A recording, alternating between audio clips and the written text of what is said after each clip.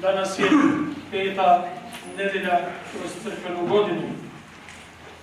Danas započinjemo i sa vjeronaukom za prvopričesnike. Vjeronauk će biti danas, evo odmah, poslije Svete mise.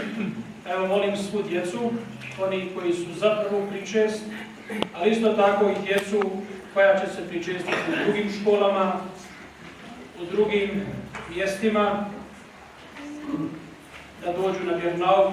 Isto tako i one, ako su možda godinu i dvije mlađi ili stariji, također molim da se priključe na vjeronauk, kako bi mogli naučiti pokoju molitvu i na hrvatskome svome jeziku. Evo, znači danas, poslije Svete mise, i to će biti onda, znači svake nedelje poslije Svete mise, bit će vjeronauk za svu djecu, prvenstveno prvopričesnike, ali i sve druge koji su zainteresirani su dobro došli.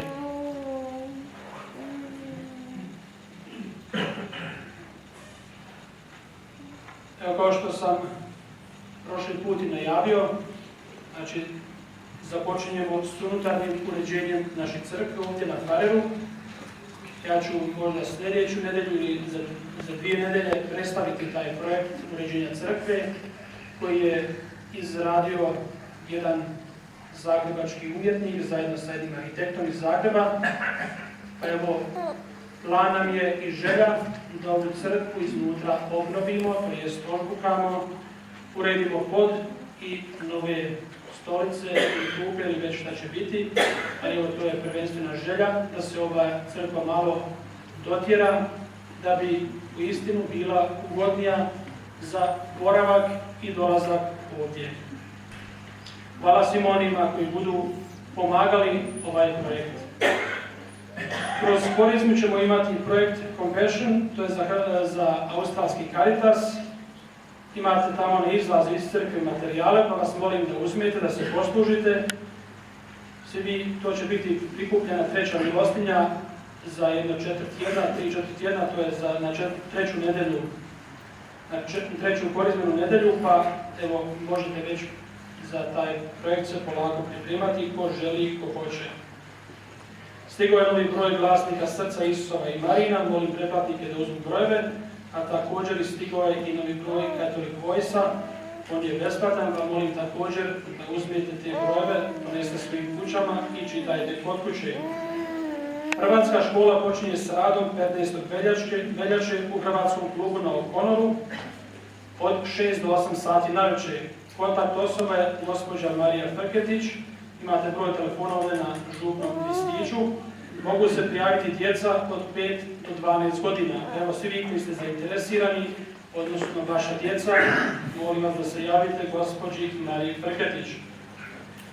Hvala svima na vašim darovima za vrijeme blagoslova kuća. Ako netko nije bio kod kuće ili sam ga ja slučajno zaobišao, nenamjerno za vrijeme blagoslova kuća, molim evo kroz ovaj tjedan i kroz sljedeći tjedan možete mi se javiti. Ja ću biti na raspolaganju, pa možete me pozvati, pa ćemo se dogovoriti za termin.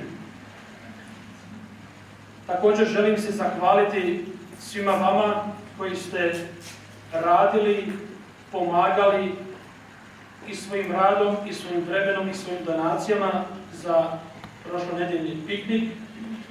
Profit, odnosno zarada od piknika je $4.655. Sav iznos ide za izdržavanje našega centra.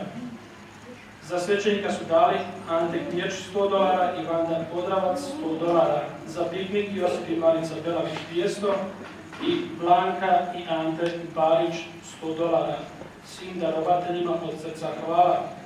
Crkvu su očistili Anka Barač i Jelena Dručić, crkvu čiste Nada Lemezina i Slavka Bobanović.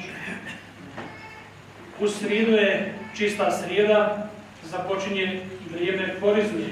Korizma je priprava za Uskrs, pa evo, mi kao vjernici, kao kršćani, trebali bi se kroz korizmu malo dublje pripraviti postom, molitvom i pokorom za Uskrs, za najveći kršćanski blagdan.